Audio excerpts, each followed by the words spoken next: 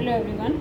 देखिए बेटा, हमारी 7th क्लास की जो है हम एनसीईआरटी बुक में से वन लाइनर क्वेश्चंस जो इम्पोर्टेंट कर रहे हैं उसी को कंटिन्यू करेंगे। आज थोड़ा सा मैं आप लोगों के लिए डायरेक्ट वैसे वीडियो बना रही हूँ और एनसीईआरटी बुक जो है वो हमें ज़रूर पढ़नी है क्योंकि वहीं से हमारे क्वेश्चन आते हैं।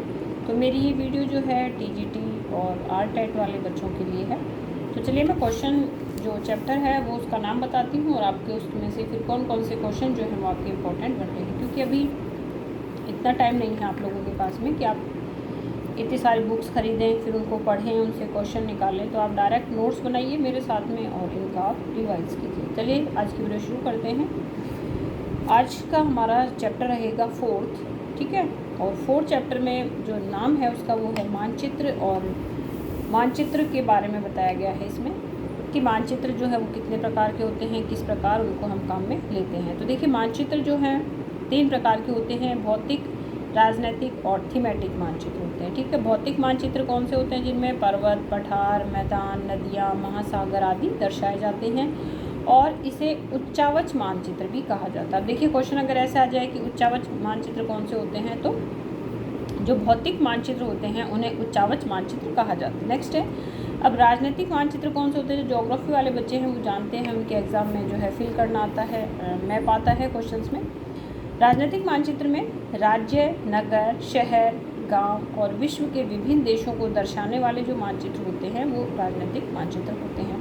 नेक्स्ट है थीमेटिक मानचित्र। देखिए एक एग्जाम में क्वेश्चन आया हुआ था कि थीमेटिक मानचित्र जो है वो क्या होते हैं। तो ऐसे मानचित्र जो सड़क, वर्षा, वन, उद्योग आदि एरियाज़ को दर्शाते हैं उन्हें हम बोलते हैं थीमेटिक मानचित्र हैं, ठीक है। और इस मानचित्र की सूचना के आधार पर ही नामकरण किया जाता है। फिर हम देखेंगे कि मानचित्र के कितने घटक होते हैं। तो देखिए मानचित्र के 3 घटक बताए गए हैं, दूरी, दिशा और प्रतीक मानचित्र। अब बड़े क्षेत्रों के लिए छोटे पैमाने का प्रयोग किया जाता है ना, कि वहाँ ज़्यादा बड़ा एरिया दिखाना है, और छोटे क्षेत्र के लिए हमेशा बड़ा पैमाना यूज़ किया जाता है। तो ये एक अलग से है, ये हमें पता होना चाहिए। मान लो क्वेश्चन ये आ जाए कि बड़े पैमाने का मानचित्र बनाना है तो उसके लिए पैमाना किस प्रकार लेंगे, तो उसके लिए छोटा पैमाना लेंगे। फिर है प्रधान दिग्बिंदु होते हैं। तो दिग्बिंदु जो है वो चारों दिशाओं को दिग्बिंदु माना गया है। उसके बाद चुंबक की दिशा होती है, तो चुंबक जो है हमेशा उत्तर से दक्षिण में ही रहती है। फिर है बिना पैमाने के जो खींचा गया आरेख है वो क्या कहलाता है? रेखा मानचित्र कहलाता है। और खाका क्या होता है? एक छोटे से क्षेत्र का बड़े पैमाने पर खींचा गया रेखा चित्र क्या होता है? खाका कहलाता है। तो देखिए ये आपका 6th क्लास का 4th चैप्टर है जो मानचित्र वो कंप्लीट हो गया है। अब नेक्स्ट जो है 5वां चैप्टर है वो है पृथ्वी के परिमंडल। इसके इम्पोर्टेंट क्वेश्चन देखिए कौन कौन से बनते हैं। अगर आपको ये तरीका अच्छा लगे तो प्लीज़ मुझे मैसेज करें कि इस तरह से सही है या फिर रजिस्टर के थ्रू जो है नोट्स बनाना, आप लोगों के लिए वीडियो बनाना वो सही है। अब हम देखेंगे पृथ्वी के परिमंडल चैप्टर नंबर 5 के इम्पोर्टेंट क्वेश्चंस। पृथ्वी का ठोस भाग जिस पर हम क्या रहते हैं वो क्या कहलाता है? भूमंडल कहलाता है। गैस की परतें जो पृथ्वी को घेरे रखती है तो वो वायुमंडल कहलाता है। पृथ्वी पर जल का बड़ा भाग जलमंडल कहलाता है। और पृथ्वी की सतह को 2 भागों में बांटा गया है। कौन कौन से में? इसको महाद्वीप और महासागरीय बेसिन, जो जलमंडल है उसको 2 भागों में। फिर है विश्व का सबसे ऊंचा शिखर आप सभी को पता है माउंट एवरेस्ट है, 8,848 जो है उसकी ऊंचाई है। और विश्व का सबसे गहरा जो गर्त है, खड्डा हम कह सकते हैं इसको, तो मेरियाना गर्त है और वो कहाँ है? प्रशांत महासागर में। पृथ्वी पर कितने उपमहाद्वीप हैं? तो देखिए पृथ्वी पर 7 हैं, एशिया, यूरोप, अफ्रीका, अमेरिका, दक्षिण अमेरिका और ऑस्ट्रेलिया और अंटार्कटिका, ठीक है। तो उत्तरी अमेरिका और दक्षिण अमेरिका तो आपको पता ही है। फिर है सबसे बड़ा महाद्वीप है, तो कौन सा है? एशिया, और 1/3 क्षेत्रफल पर है ये पूर्वी गोलार्ध में। कर्क रेखा एशिया महाद्वीप से गुजरती है और पश्चिम में यूराल पर्वत जो है वो एशिया को यूरोप से अलग करता है। यूरोप व एशिया के संयुक्त भाग को कहा जाता है यूरेशिया कहा जाता है। फिर है यूरोप महाद्वीप स्थित है, तो पश्चिम में स्थित है, हम सभी जानते हैं, ठीक है। और विश्व का दूसरा सबसे बड़ा जो महाद्वीप है वो क्या है, अफ्रीका है।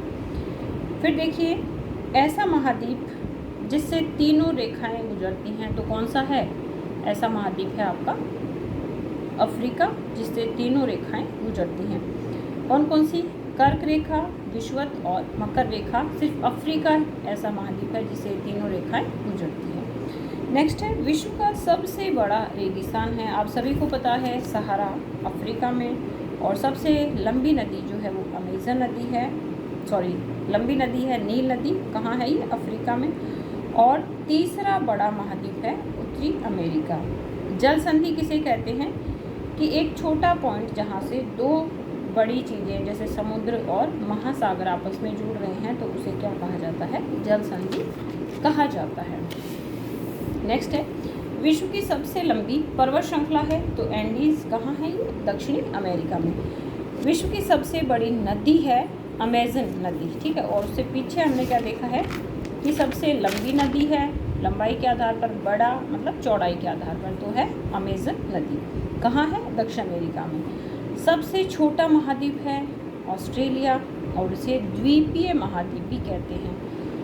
दक्षिणी गोलार्ध में स्थित महाद्वीप है अंटार्कटिका। और देखिए यहाँ पे भारत के 2 शोध संस्थान हैं, मैत्री और दक्षिण गंगोत्री। ये एग्जाम में क्वेश्चन भी आया हुआ है कि अंटार्कटिका में जो है भारत के कौन से 2 शोध संस्थान हैं, तो वो हैं मैत्री और दक्षिण गंगोत्री। फिर देखते हैं जलमंडल, तो पृथ्वी का भाग जल है, कितना प्रतिशत भाग, तो 71% पे जल है। स्थल है 29 पे। और जो टोटल वाटर है तो उसका कितना परसेंटेज जो है समुद्रों में है, तो 97% जो है वो टोटली समुद्र में है। महासागर का जल जो है वो कभी स्टैटिक नहीं होता है, वो हमेशा क्या होता है, घूमता रहता है, गतिशील रहता है। गतिशील क्यों रहता है, क्योंकि वहाँ पे तरंग आती है, ज्वार भाटा आता है, और महासागरीय धाराएं जो है वो कंटिन्यू चलती रहती है, ठीक है। उसके बाद में है ये जितने भी आपके महासागर हैं उनके शेप के बारे में भी क्वेश्चन आ सकता है।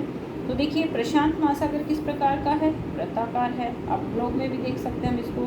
अटलांटिक कहाँ है, जो कि यूरोप और अमेरिका के बीच का जो एस बना हुआ है वो कौन सा है, अटलांटिक, और इसका शेप क्या है, एस आकार का। उसके बाद में है त्रिभुजाकार जो है वो कौन सा महाद्वीप है, सॉरी महासागर है, तो त्रिभुजाकार जो है वो हमारा हिंद महासागर। और हिंद महासागर ये एकमात्र ऐसा महासागर है जो कि किसी देश के नाम पर उसका नाम रखा गया है, ठीक है। और फिर है बेरिंग जल संधि जोड़ती है, तो दक्षिणी महासागर प्लस प्रशांत महासागर को बेरिंग जल संधि जोड़ती है। तो बेटा आज की वीडियो में इतना ही पढ़ेंगे। अगर आपको ये तरीका जो है पढ़ने का अच्छा लगा है तो प्लीज़ आप कमेंट करें। अगर आप कुछ चेंज करवाना चाहते हो तो वो भी बताएं। लेकिन आप ये जो मैंने क्वेश्चंस आपको करवाए हैं, आप अपने पुराने जो भी पेपर हैं उन्हें डाउनलोड करें, चेक करें कि ये क्वेश्चन आपके आते हैं या नहीं आते हैं, क्योंकि ये मेरा पर्सनल एक्सपीरियंस है। विदाउट एनसीईआरटी जो है हम अपने एग्ज़ाम क्रैक नहीं कर सकते हैं। तो अभी तो ये 6th क्लास चल रही है, और उसके बाद में हम जो है 10th क्लास तक मैं आप लोगों को इस तरह से नोट्स प्रोवाइड कराऊंगी।